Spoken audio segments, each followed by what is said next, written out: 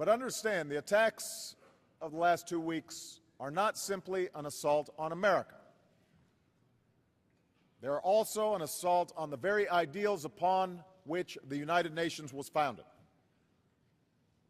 The notion that people can resolve their differences peacefully, that diplomacy can take the place of war, that in an interdependent world, all of us have a stake in working towards greater opportunity and security for our citizens.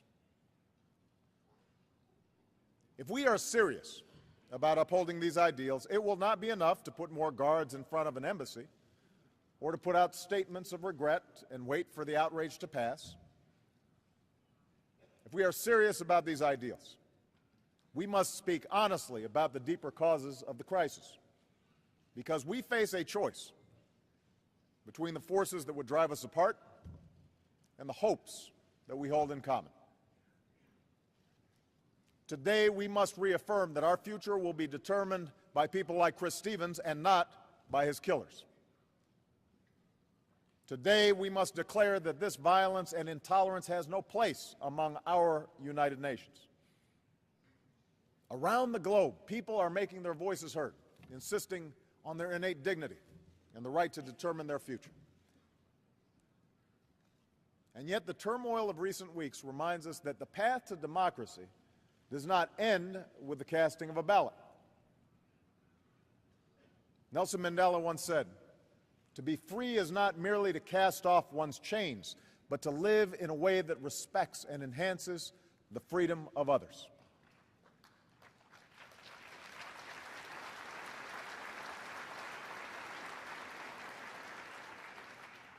True democracy demands that citizens cannot be thrown in jail because of what they believe, and that businesses can be opened without paying a bribe.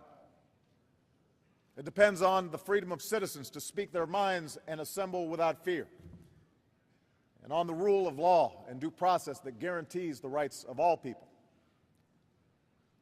In other words, true democracy, real freedom, is hard work.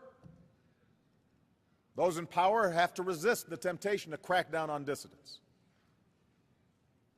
In hard economic times, countries must be tempted, may be tempted to rally the people around perceived enemies at home and abroad, rather than focusing on the painstaking work of reform.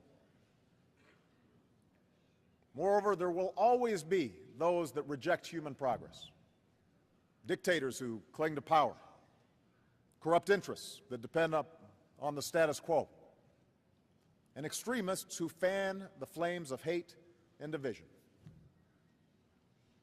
From Northern Ireland to South Asia, from Africa to the Americas, from the Balkans to the Pacific Rim, we've witnessed convulsions that can accompany transitions to a new political order.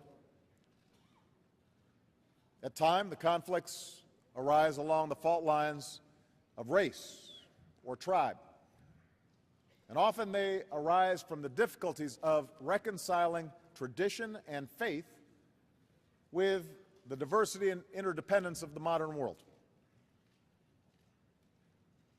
In every country, there are those who find different religious beliefs threatening. In every culture, those who love freedom for themselves must ask themselves how much they're willing to tolerate freedom for others.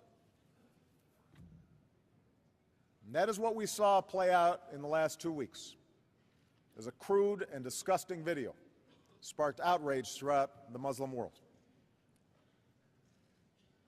Now, I have made it clear that the United States government had nothing to do with this video, and I believe its message must be rejected by all who respect our common humanity. It is an insult not only to Muslims, but to America as well. For as the city outside these walls makes clear, we are a country that has welcomed people of every race and every faith. We are home to Muslims who worship across our country.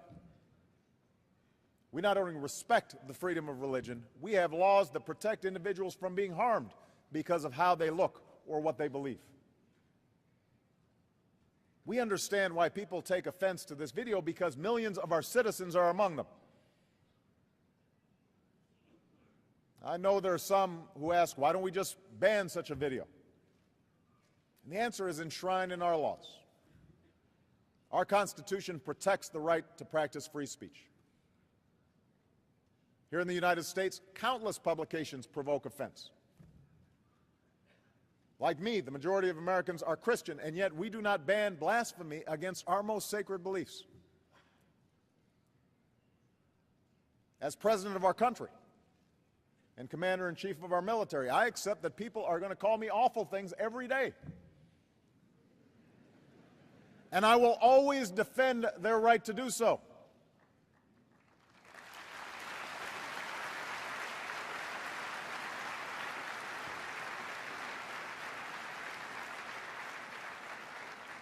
Americans have fought and died around the globe to protect the right of all people to express their views, even views that we profoundly disagree with.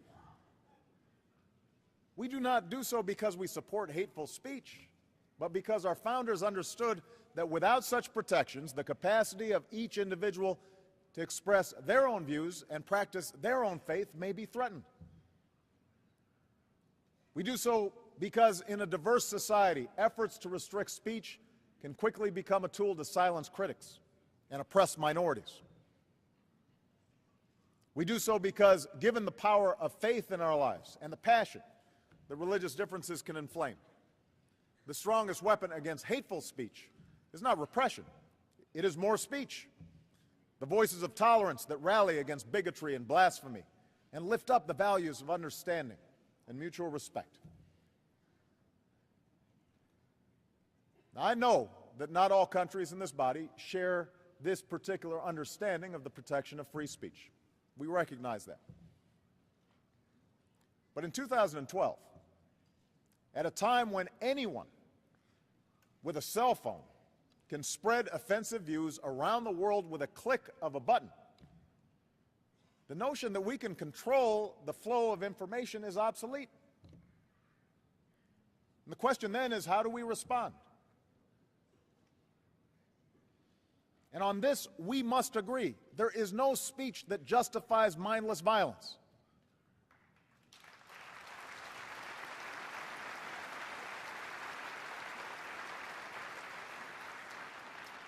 There are no words that excuse the killing of innocents. There's no video that justifies an attack on an embassy. There's no slander that provides an excuse for people to burn a restaurant in Lebanon or destroy a school in Tunis or cause death and destruction in Pakistan. In this modern world, with modern technologies, for us to respond in that way to hateful speech empowers any individual who engages in such speech to create chaos around the world. We empower the worst of us if that's how we respond. More broadly, the events of the last 2 weeks also speak to the need for all of us to honestly address the tensions between the West and the Arab world that is moving towards democracy. Now, let me be clear, just as we cannot solve every problem in the world, the United States has not and will not seek to dictate the outcome of democratic transitions abroad. We do not expect other nations to agree with us on every issue. Nor do we assume that the violence of the past weeks or the hateful speech by some individuals represent the views of the overwhelming majority of Muslims, any more than the views of the people who produced this video represents those of Americans. However, I do believe that it is the obligation of all leaders in all countries to speak out forcefully against violence and extremism.